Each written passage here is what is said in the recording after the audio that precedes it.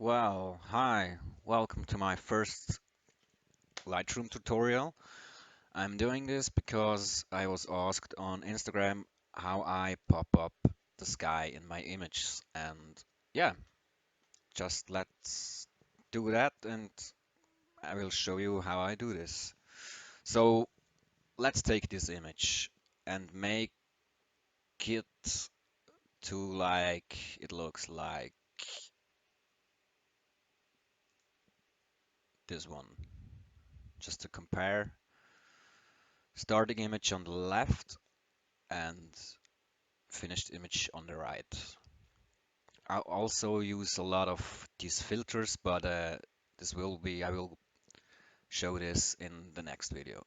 So just go back to the starting point of the image and yeah. Okay, first you have to import it into Lightroom. I hope you know how this works. Yeah, and then just start. Yep, in a normal way, I skip the temperature and tint, these two here, and I start with the exposure. And just let's bring the exposure down to get a little bit more clarity. Contrast normally go a little bit more up. Contrast does make your image a little bit more dark. The highlights also a little bit down. As you see, just play around. When you start Lightroom, just play around with these sliders. You can bring them fully down. I wouldn't um, suggest that, so just go like a little bit more here. The shadows, like other sliders, just bring them a little bit down to make the sky pop-ups. The whites. Um, if you have a Windows PC, press the Alt key, and I think if you're a Mac user, it's the Command key. I'm not sure, but I guess. So and then just bring, if you don't see any, let's see, if I bring it down, no, okay, I bring it up.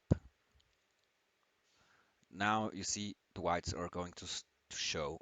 So just go a little bit under the fact that they show up. So here a little bit less, so 59. Okay, then the black's the same. Press Alt key and take the mouse. And you see it here in the left corner. The blacks are here, so just put it a little bit up to get rid of the black here. Okay, about 11, 9, okay, 9. Yeah. Next is clarity.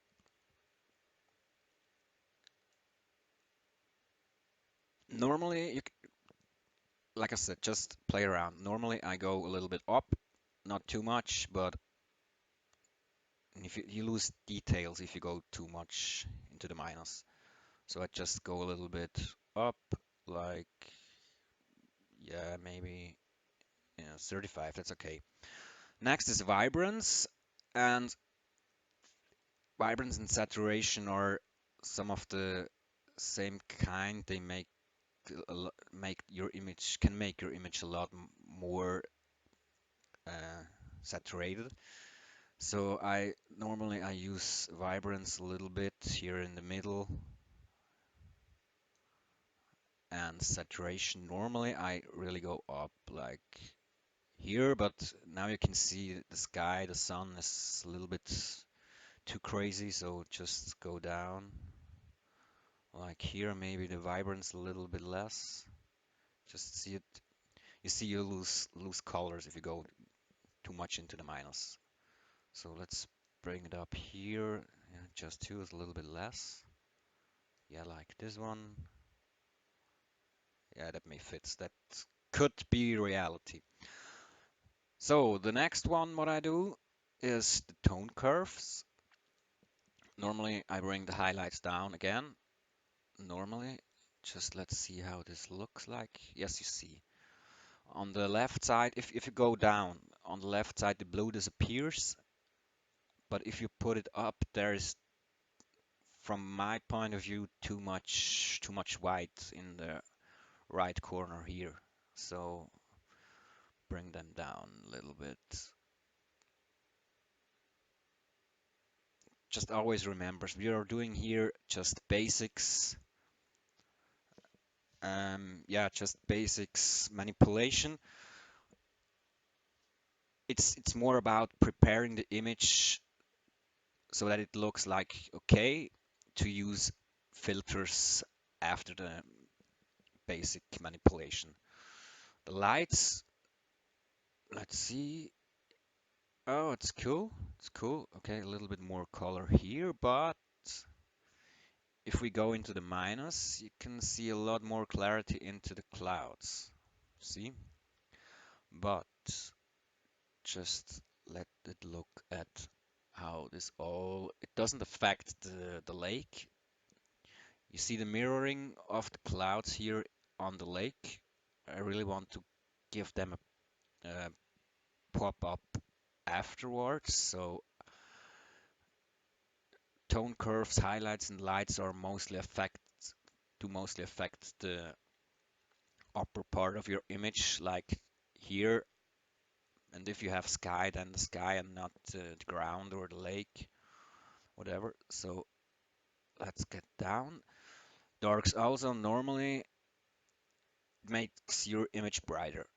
And I don't like that too much because I can manipulate it afterward, and I do like it more dramatic, so just go a little bit down. The shadows also a little bit down. Yeah, that's almost too dark. Yeah, I think the most important thing about an image is it has to fit your needs. You have to find it nice, and that's the most important thing. A lot of people don't like the oversaturation I do with my image, but there are enough who please it.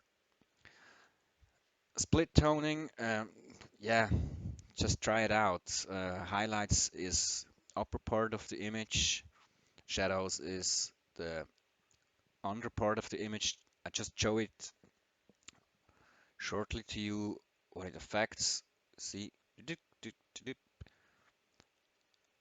normally I don't use them. You can adjust how you like it. I don't use it for now because I'm going to work on that with filters. Just like it more, but you can drag it like, yeah, just make it here.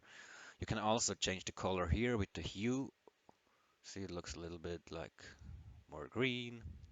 Don't like it. I like sunsets. Same with the shadows, and the shadows are a main part in the down part of your image. Just to show you, see, it's more about the whole image, not just the sky part. So I just leave it here on 0.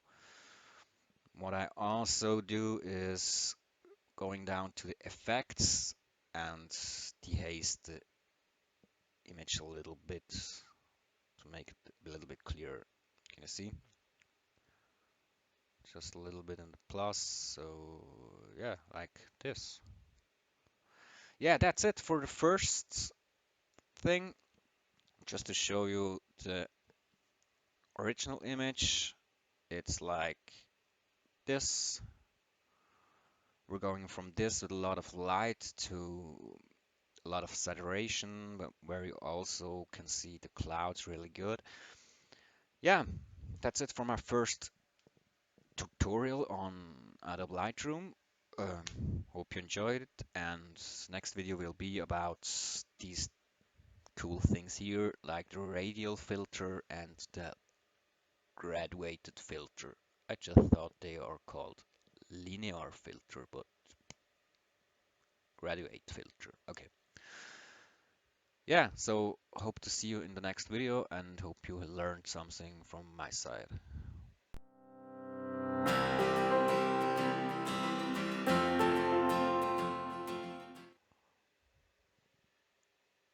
Und jetzt stopp.